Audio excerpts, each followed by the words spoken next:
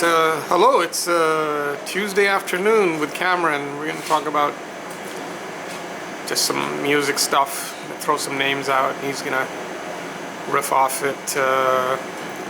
Sonny Rollins playing Under the Bridge. Wow.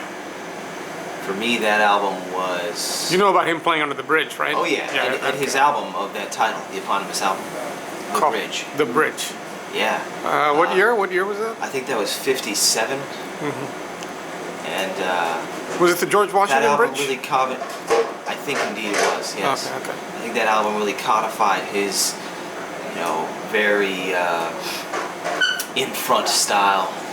The kind of the continuation of the style of Lester Young, and these horizontal phrases that would not necessarily follow the vertical chord changes. He was going to continue this more when Coltrane came out with Giant Steps. That kind of just was a revelation to Sonny Rollins, and he would further refine his style. But at this point, he had his own early sound and harmonic conception firmly in place, like Keith Jarrett, but he would just go on to refine it. And perhaps it wasn't as striking, for example, as Keith's was on 1971's Facing You, but still, this was probably his first major statement as an artist. Okay. Way out west. Way out west, okay. All right, moving on, Albert Ayler. That's a musician that I always know I needed to listen to more of. In the kind of the avant-garde style, the influence he's had on a whole generation of players can't be overstated. Okay. But I'm actually not in as much of a place to comment on him. I just haven't explored his discography as much. Okay, all right. Andrew Hill. There you go. Andrew Hill.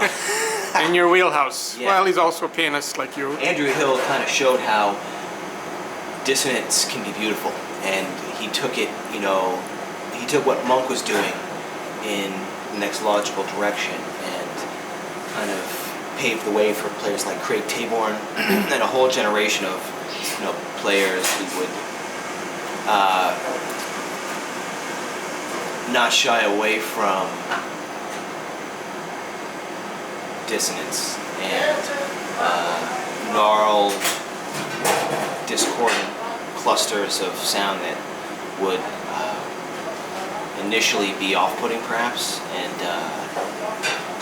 discomforting, but compelling. And eventually I found his dissonance to be comforting and lulling in a sense. That he found this way to transform a turbulent emotion into something redemptive. So it kind of reminds me of the Book of Job, especially one translation by Stephen Miller, where the last line he says, "I am comforted for I am, and quiet for I am dust," instead of it being a despondent reaction to all of the suffering he's endured. So in a sense, Andrew Hill kind of captures that transformation of pain and anguish and doubt and even eat your food, getting cold. Confusion and actually into enlightenment. Okay, all right, let's move on. Mal Waldron. Wow, no one can. For me, Mal Waldron, no one except for Keith Jarrett can vamp in the same way that he can. And he's just, it's like the kind of giants of his generation of Cedar Walton, Herbie Hancock, Keith Jarrett, Chick Corea, and McCoy Tyner. He's in that group of players that have continually innovated and not just kind of stuck to a stylistic,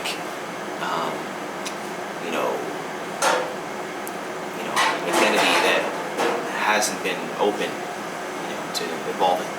Okay, Don Pullen.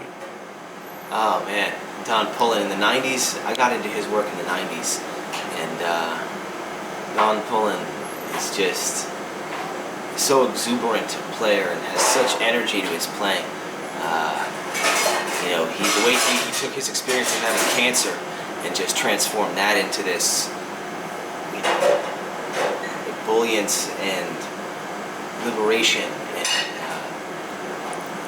his compositions were so exotic and transportive. Loved Don Paul. Okay, we will leave it with a titan. A titan. I hope you have some interesting things to say about this man, Cecil Taylor. Cecil Taylor, who's passing last year. He died last year? Mm-hmm. Oh, I didn't even know that. Okay. Yeah. No, I'm sorry. I think of Cedar Walton. Yeah, Cecil Taylor, I think, is still alive. Cecil Taylor is still alive. Yeah. Cecil Taylor, to me, So he's not somebody that obviously you're hesitating now. It's not obviously yeah, for me, is someone that I know he's had a huge influence on, but I just haven't heard again, like Albert Ayler, as much as I wish I Okay, did. so these like Ayler and Taylor, some people are maybe a little too far out for you, I suppose you might say that. Yeah, I just haven't gotten into them. or for your style of. It's not that I've listened and haven't liked it. It's that I just haven't got to them yet. Okay, I should say that. all right. Yeah. Okay, so we'll leave it at that. We'll leave it at All right. that. Okay, that's good. Yeah. Well, Thank you. Thank you. Sure. Thank you.